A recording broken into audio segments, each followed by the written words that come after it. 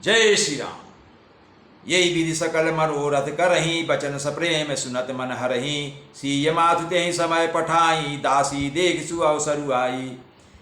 उस कामद वन में इस प्रकार सब मनोरथ कर रहे हैं। उनके प्रेम युक्त वचन सुनते ही सुनने वालों के मनों को हर लेते हैं।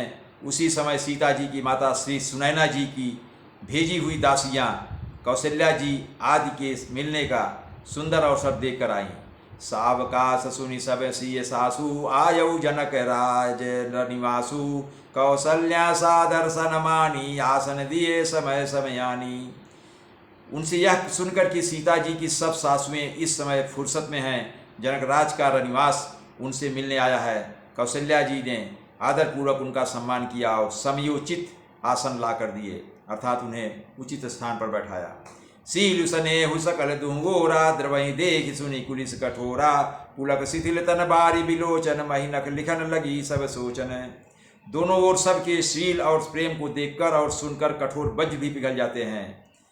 शरीर पुलकित और शिथिल है और नेत्रों में शोक और प्रेम के आंसू हैं। सब अपने पैरों के नखों से जमीन कुरेदने और सोचने लगे, अर्थात सब विचार मग्न हो गए। सब सिय राम प्रीत किसी मूर्ति, जनु करुणा बहुवेश विसूरति। सीय मातु का विधि बुद्धि बाकी, जो पै फेनु फोर फबी ठापी टाकी। सभी श्री सीताराम जी के प्रेम की मूर्ति सी हैं, मानो स्वयं करुणा ही बहुत से वेश रूप धारण करके विसूर रही है, अर्थात दुख कर रही हो।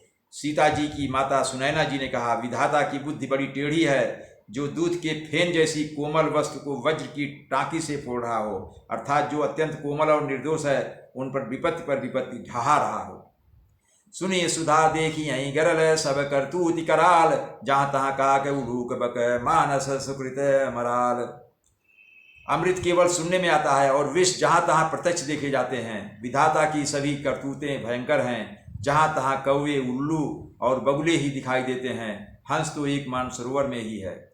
सुनि ससोच कहा देवी सुमित्रा, विधि गति बड़ी विपरीत विचित्रा। जो सृजि पालय हरय बहोरी, बाल केलि सम विधिमति भोरी। यह सुनकर देवी सुमित्रा जी शोक के साथ कहने लगी, विधाता की चाल बड़ी ही विपरीत और विचित्र है, जो सृष्टि को उत्पन्न करके पालता है और फिर नष्ट कर डालता है। विधाता की बुद्धि बालकों के खेल के समान विवेक शून्य होती है। कौशल्या कह दोष न काहू, करम विवश दुख सुख क्षति लाहू। कठिन काम गति जान विधाता, जो शुभ अशुभ सकल फलदाता। कौशल्या जी ने कहा, किसी का दोष नहीं है। दुख और सुख, हानि और लाभ सब कर्म के अधीन है। कर्म की गति कठिन अर्थात दुर्विज्ञेय है, उसे विधाता ही जानता है, जो शुभ और अशुभ सभी फलों का देने वाला है। ईश रजाई सी सबही के, उत्पत्ति स्थिति लय विषहु अमी के। देवी मोह बस सोचिए बादी, विधि प्रपंच वसे अचल अनादि। ईश्वर की आज्ञा सभी के सिर पर है। उत्पत्ति, स्थिति अर्थात पालन, और लय अर्थात संहार, और अमृत तथा विष के सिर पर भी है। ये सभी उसी के अधीन हैं। हे देवी, मोह बस सोच करना व्यर्थ है। विधाता का प्रपंच ऐसा ही अचल और अनादि है। भूपति जी अब मरबुरयानी, सोची सखिल की निज हित जानी। सीय मातु का सत्य सुबानी, सुकृति अवधि अवधपति रानी। महाराज के मरने और जीने की बात को हृदय में याद करके जो चिंता करती हैं, वह तो हे सखी, हम अपने ही हित की हानि देखकर स्वार्थवश करती हैं। सीता जी की माता ने कहा, आपका कथन उत्तम और सत्य है।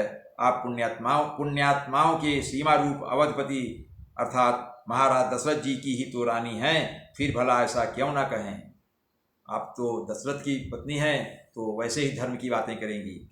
लखनु राम सिय जाहु बने, भल परिणाम न पोचु। गाहबरी ही कह कौशिला, मोहि भरत कर सोचु। श्री कौशल्या जी ने दुख भरे हृदय से कहा, श्री राम, लक्ष्मण और सीता वन में जाएं, इसका परिणाम तो अच्छा ही होगा, बुरा नहीं। बस मुझे तो भरत की चिंता है। जय श्री राम।